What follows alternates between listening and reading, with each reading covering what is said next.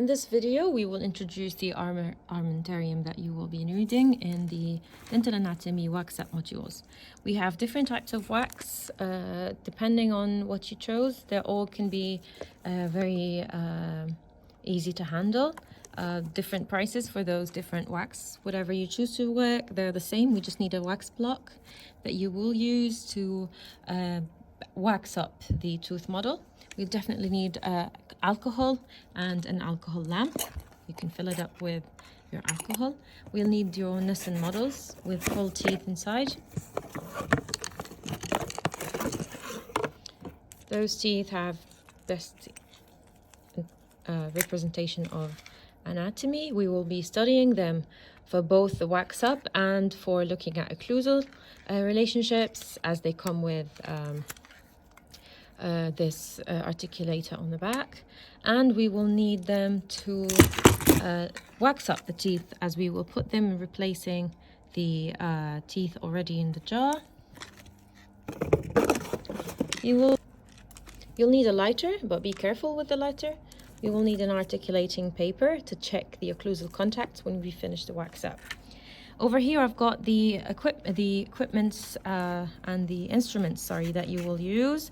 We've got the P.K. Thomas carvers 1, 2, and 3, and we've got the amalgam carver or the Hollenbach carver. I'll talk about them in a minute. We've got the Zale and the Bale spatulas. They're both the same. Any of them would do. So back to our instruments. Lacrum carver have a knife-like edge and a rounded end at the end.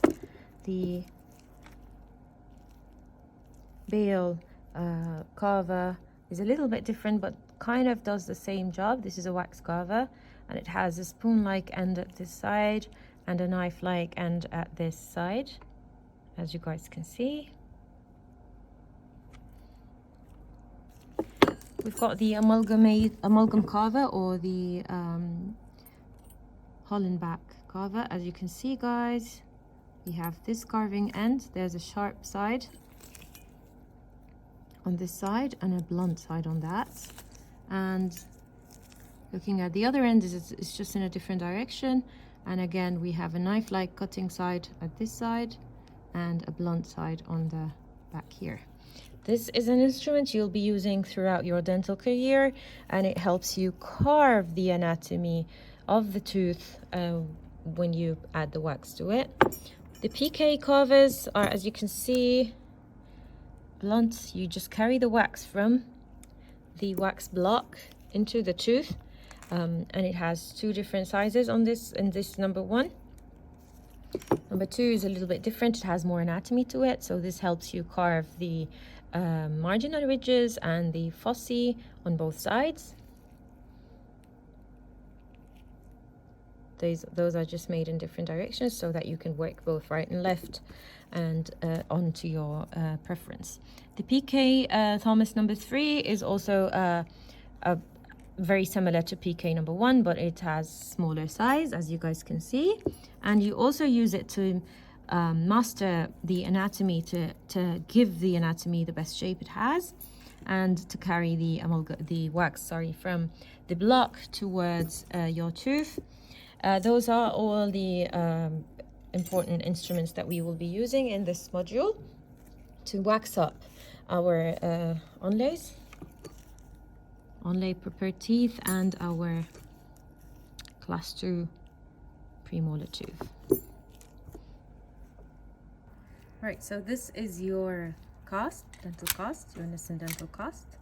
I'm going to demonstrate how to put the teeth that you bought into the place where you should. I'm going to start with the bottom side. You take away this cover, and with your screwdriver, you're going to unscrew the teeth that you'll need. We've got the mandibular second premolar on the left side,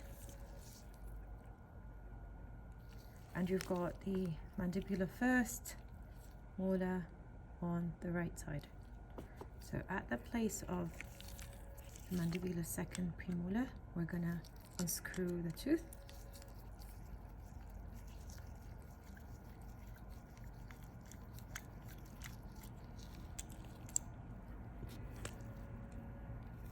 And then we're going to place our model tooth and screw it back in, folding both ends from the screwdriver point while holding the tooth back in its position. You can check, and it looks perfect. In this place, you will be able to do your wax up. Same applies the mandibular first molar. I'm gonna hold my tooth and unscrew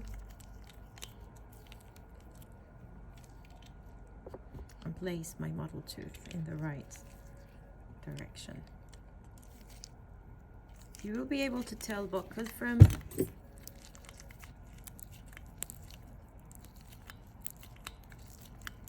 lingual based on what you've learned in this anatomy course previously, and mainly based on the differences between the mesial side and the distal side, and also differences between the buccal contours and the lingual contours. As you can see, the tooth is in its place.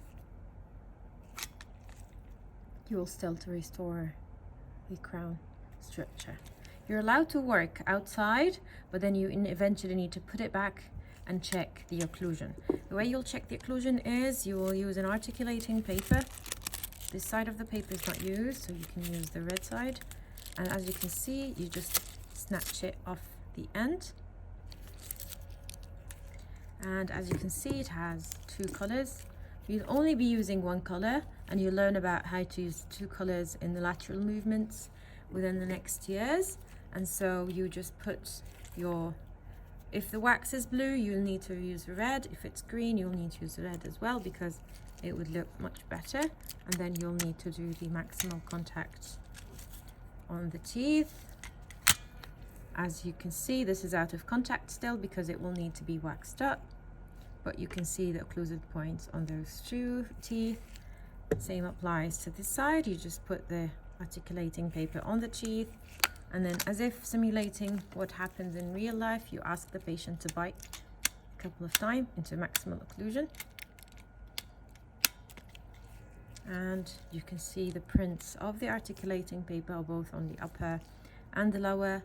As you can see, this is a high occlusal point, and if you look through to your occlusion of the tooth, you should know where the occlusal contacts should be and restore them the way they should.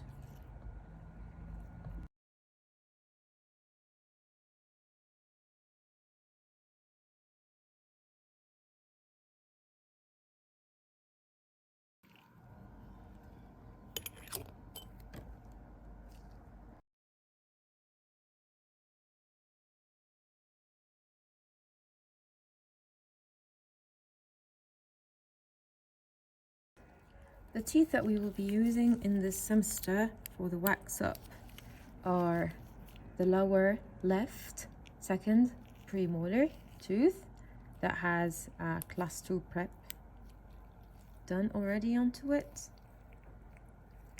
So class 2 is a type of a restoration preparation used for teeth that has proximal caries, which means the carious lesions have gone to the sides of the tooth, and you will need to prepare the occlusal side sometimes if the caries is extending towards the occlusal side. And we have a tooth prepared for a metal onlay. This is the lower right first molar tooth.